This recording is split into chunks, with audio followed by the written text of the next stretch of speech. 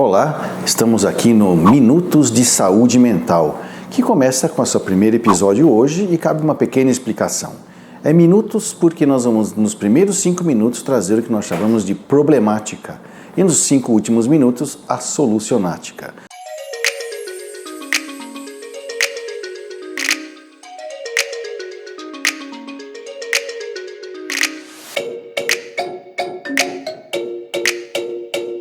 E hoje nós vamos começar falando sobre ansiedade, né?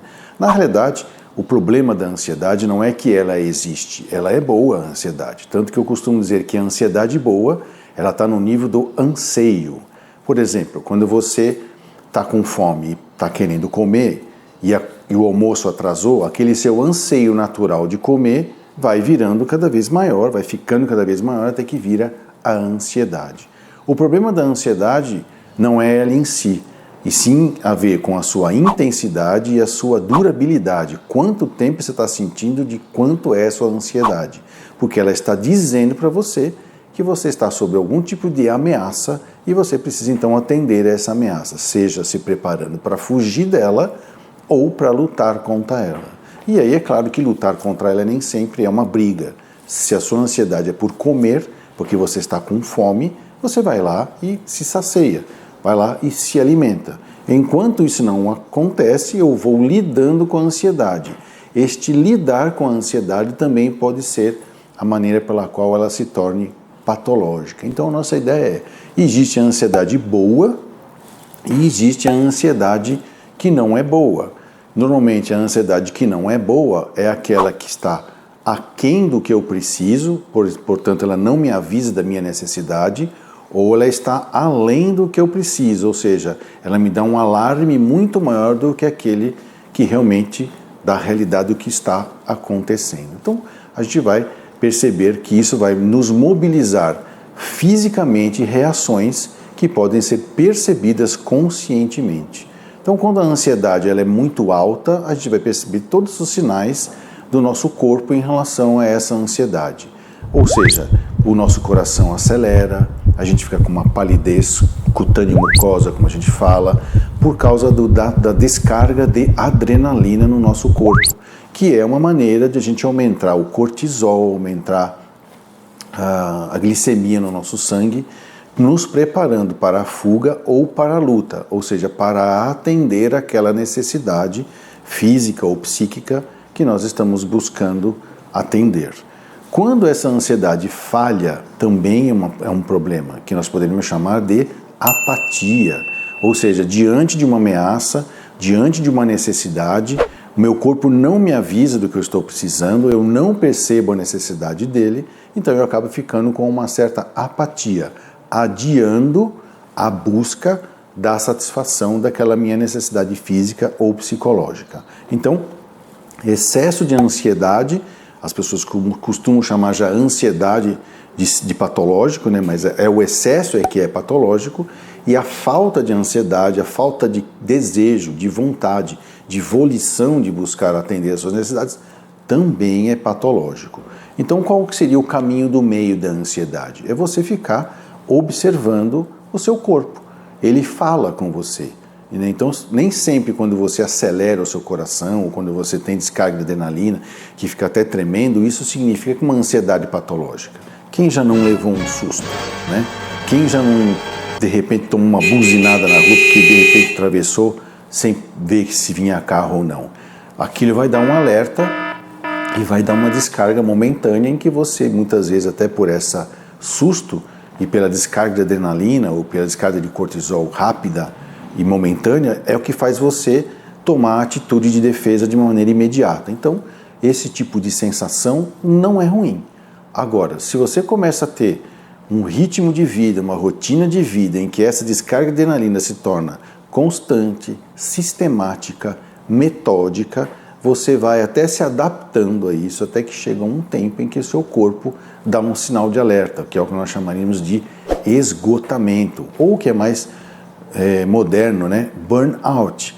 É quando você está tanto tempo se ajustando a um nível de ansiedade fora do normal que o seu corpo entra em falência, entra em fadiga, ele não consegue mais responder.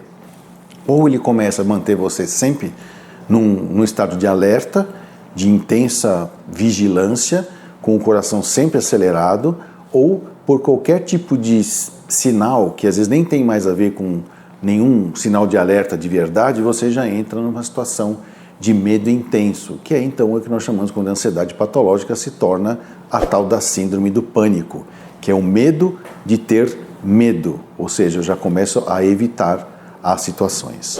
Então a ansiedade, quando ela atinge isso, e agora nós vamos começar a falar da parte que nós chamamos de solucionática. Tá bom, então eu já me percebi que por muito tempo eu acabei me condicionando a viver sob pressão, sobre ansiedade e sobrevivi.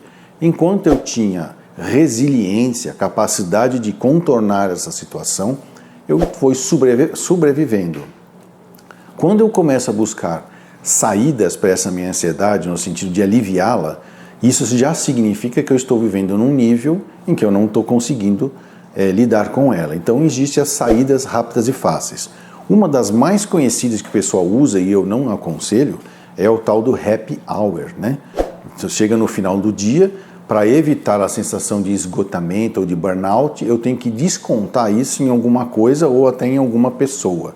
Normalmente o happy hour é você, no final da tarde, ir lá e desabafar as suas iras, as suas raivas, os seus incômodos, tudo aquilo que lhe causou ansiedade durante o dia todo. E aí muitas vezes isso é regado a álcool ou drogas, a comer compulsivamente, a sexo compulsivo, alguma coisa que vai fazer você ter uma sensação, de alívio daquela tensão. Mas eu não procuro modificar a minha qualidade de vida. Se eu não faço isso, o happy hour começa a não mais fazer efeito. Fora o risco de você desencadear doenças, por exemplo, se você faz o happy hour com bebida alcoólica, você corre o risco, né, de desencadear uma dependência química se você tiver predisposição genética a isso. E se você tiver predisposição também à compulsão de qualquer outra coisa, compulsão a comer, compulsão a sexo, existe até a compulsão ao trabalho, em que a pessoa sai do trabalho estressada e arranja outro, na guisa de ser um hobby, mas ele acaba fazendo aquilo também de maneira exagerada. Então a melhor dica para se lidar com a ansiedade é estudar o seu dia, perceber como ele se desenvolve e contornar as situações e usar a ansiedade a seu favor, como uma espécie de relé de aviso. A ansiedade subiu num nível em que você está tendo que se esforçar para viver e sobreviver, ou seja, você começou a ter um unhappy day, se você está tendo um dia não feliz, por isso que no final você vai ter que ter uma happy hour. Mas eu posso olhar para a minha vida e fazer um happy day.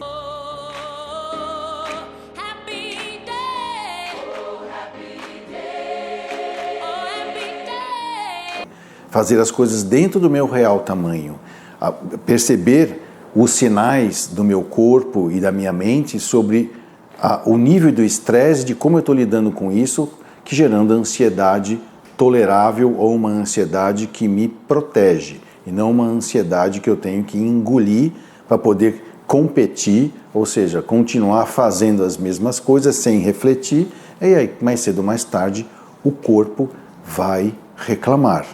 Começa com questões psicológicas, talvez uma ansiedade intensa, exaustiva, que tira a sua energia, que começa a dar um cansaço além da conta, começa a caminhar para ter medo de ter medo, que é uma questão psicológica no sentido, os pródromos de uma síndrome do pânico. Quando a síndrome do pânico se instala, que é uma neurose de ansiedade, pequenas coisinhas já fazem eu entrar em síndrome de crise de ansiedade, na qual eu começo a evitar coisas, pessoas e lugares. É muito comum as pessoas começar a querer evitar de dirigir, porque se o trânsito parar e não ter para onde ir, ela não sabe o que fazer. E isso leva a um desconforto físico e mental tão intenso que pode desgastar o seu sistema nervoso, levando aquilo que nós chamamos de burnout, e aí então começa a ter quadros de ansiedade associada a quadros de exaustão e depressão, que eu costumo até dizer que é uma depressão, depleta os seus neurotransmissores, causando um adoecimento mais prolongado. O que fazer, né? Buscar ajuda, não fique sozinho e não fique buscando saídas rápidas e fáceis, porque apesar de elas existirem, elas não funcionam e só adiam o problema. busque ajuda, um aconselhamento com um psicólogo, e se ele perceber que você já está comprometido do ponto de vista neuropsiquiátrico, ele vai te indicar para fazer uma avaliação com um psiquiatra. O remédio pode até ser prescrito, ele não vai resolver o seu problema, mas ele ajuda muito a você sair daquela sensação de perda de controle da vida, para você poder reestudar a sua rotina e aí então, aos poucos, através da terapia, rever rumos e distâncias na sua vida, onde você vai viver de maneira equilibrada e a ansiedade voltará ao seu controle, portanto, uma ansiedade sadia.